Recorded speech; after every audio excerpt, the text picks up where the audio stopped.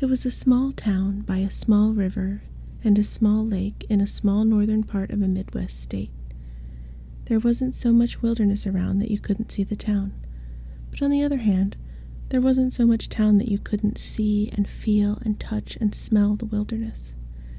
The town was full of trees and dry grass and dead flowers now that autumn was here, and full of fences to walk on and sidewalks to skate on, and a large ravine to tumble in and yell across. The town was full of boys. And it was the afternoon of Halloween, and all the houses shut against a cool wind, and the town full of cold sunlight. But suddenly the day was gone. Night came out from under each tree and spread. Behind the doors of all the houses there was a scurry of mouse feet, muted cries, flickerings of light. Behind one door, Tom Skelton, aged 13, stopped and listened. The wind outside nested in each tree, prowled the sidewalks in invisible treads like unseen cats. Tom Skelton shivered. Anyone could see that the wind was a special wind this night, and the darkness took on a special feel because it was All Hallows' Eve. Everything seemed cut from soft black velvet or gold or orange velvet. Smoke panted up out of 1,000 chimneys like the plumes of funeral parades. From kitchen windows drifted 2 pumpkin smells, gourds being cut, pies being baked. The cries behind the locked house doors grew more exasperated as shadows of boys flew by windows. Half-dressed boys, grease paint on their cheeks, here a hunchback, there a medium-sized giant. Attics were still being rummaged, old locks broken, old steamer chests disemboweled for costumes. Tom Skelton put on his bones. He grinned at the spinal cord, the rib cage, the kneecaps stitched white on black cotton. Lucky, he thought. What a name you got, Tom Skelton. Great for Halloween. Everyone calls you Skeleton. So what do you wear? Bones. Wham. 8 front doors banged shut. 8 boys made a series of beautiful leaps over flower pots, rails, dead ferns, bushes, landing on their own dry-starched front lawns. Galloping, rushing, they seized a final sheet, adjusted a last mask, tugged at strange mushroom caps or wigs.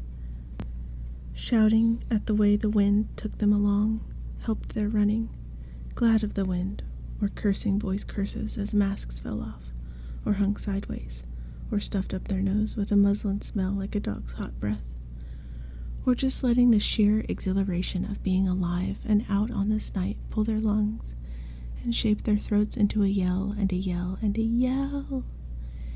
8 boys collided at one intersection. Here I am. Witch. Ape man. Skeleton, said Tom, hilarious inside his bones. Gargoyle. Beggar. Mr. Death himself. Bang. They shook back from their concussions, all happy-fouled and tangled under a street corner light. The swaying electric lamp belled in the wind like a cathedral bell. The bricks of the street became planks of a drunken ship, all tilted and foundering with dark and light. Behind each mask was a boy. Who's that? Tom Skelton pointed. Won't tell. Secret, cried the witch, disguising his voice. Everyone laughed. Who's that? Mummy, cried the boy inside the ancient yellowed wrappings, like an immense cigar stalking the night streets. And who's...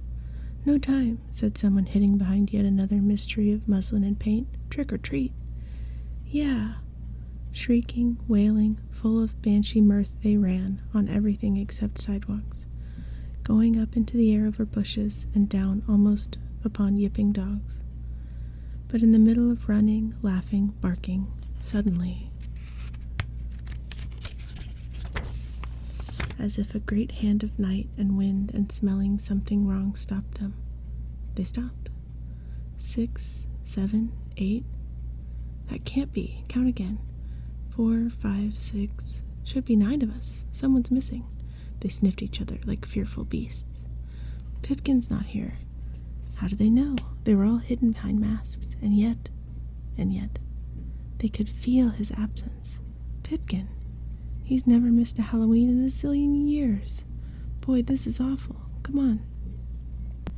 In one vast swerve, one dog-like trot and ramble, they circled round and down the middle of the cobble-brick street, blown like leaves before a storm. Here's his place.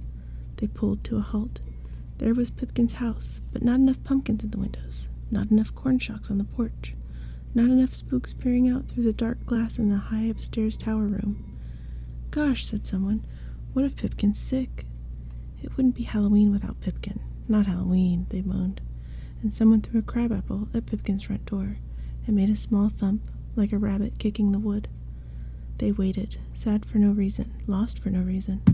They thought of Pipkin and a Halloween that might be a rotten pumpkin with a dead candle if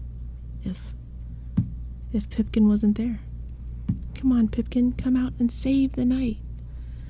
Why were they waiting, afraid for one small boy?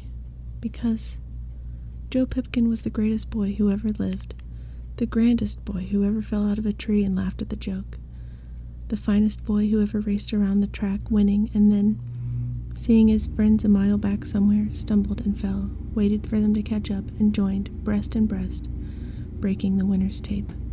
The jolliest boy who ever hunted out all the haunted houses in town, which are hard to find, and came back to report on them and take all the kids to ramble through the basements and scramble up the ivy outside bricks and shout down the chimneys and make water off the roofs, hooting and chimpanzee dancing and ape bellowing.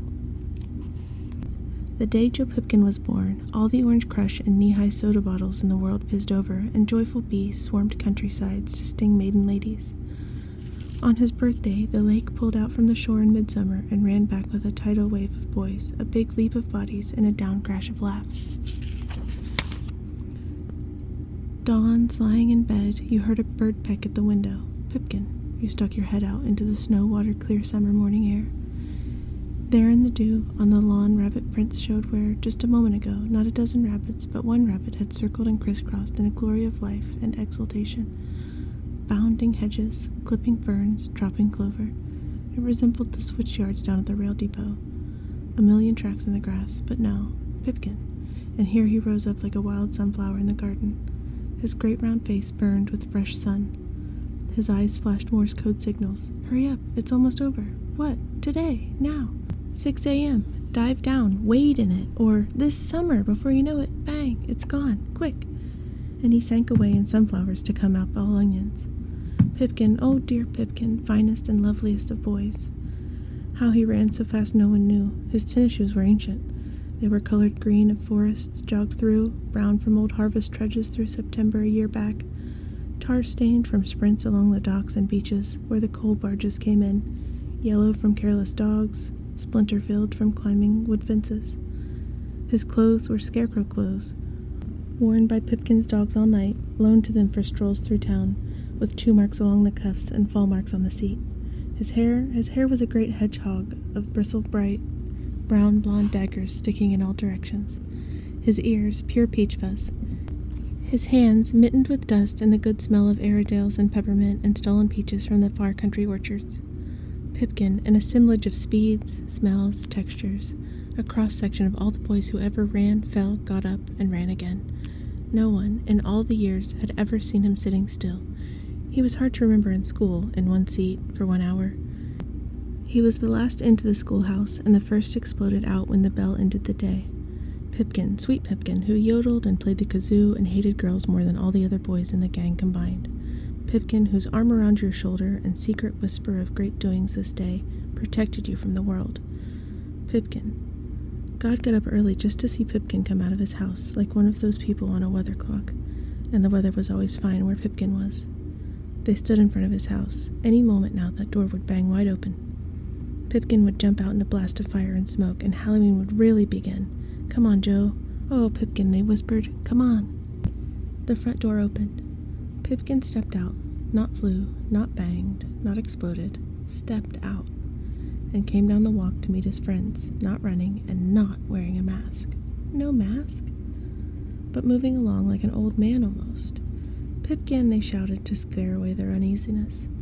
"Hi, gang," said Pipkin. His face was pale. He tried to smile, but his eyes looked funny. He was holding his right side with one hand as if he had a boil there. They all looked at his hand. He took his hand away from his side. "Well," he said with faint enthusiasm, "we're ready to go." "Yeah, but you don't look ready," said Tom. "You sick?" "On Halloween?" said Pipkin.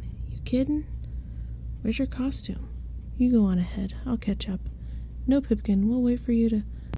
Go on, said Pipkin, saying it slowly, his face deathly pale now. His hand was back on his side. You got a stomach ache? Asked Tom. You told your folks? No, I can't. Tears burst from Pipkin's eyes. It's nothing, I tell you. Look, go straight on toward the ravine. Head for the house, okay? The place of the haunts, yeah? Meet you there. You swear? Swear. Wait till you see my costume. The boys began to back off. On the way, they touched his elbow or knocked him gently in the chest or ran their knuckles along his chin in a fake fight. Okay, Pipkin, as long as you're sure. I'm sure. He took his hand away from his side.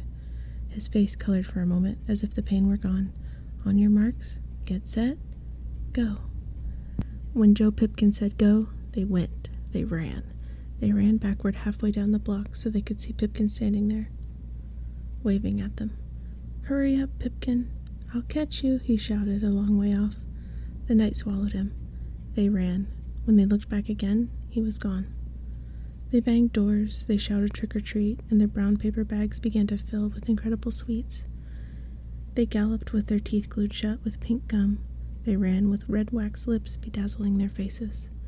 But all the people that met them at their doors looked like candy factory duplicates of their own mothers and fathers.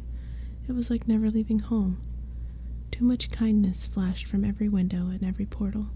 What they wanted was to hear dragon belch in basements and bang castle doors.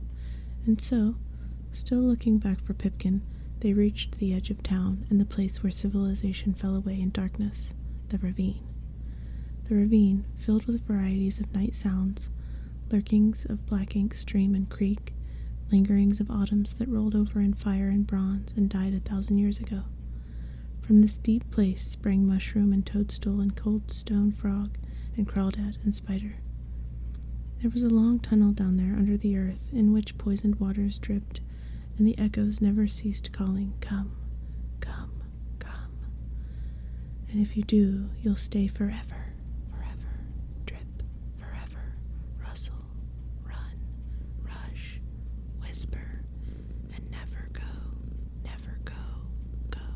go. The boys lined up on the rim of darkness looking down, and then Tom Skelton, cold in his bones, whistled his breath in his teeth like the wind blowing over the bedroom screen at night. He pointed. Oh, hey, that's where Pipkin told us to go. He vanished. All looked. They saw his small shape race down the dirt path into 100 million tons of night, all crammed in that huge dark pit, that dank cellar, that deliciously frightening ravine. Yelling, they plunged after. Where they had been was empty. The town was left behind to suffer itself with sweetness.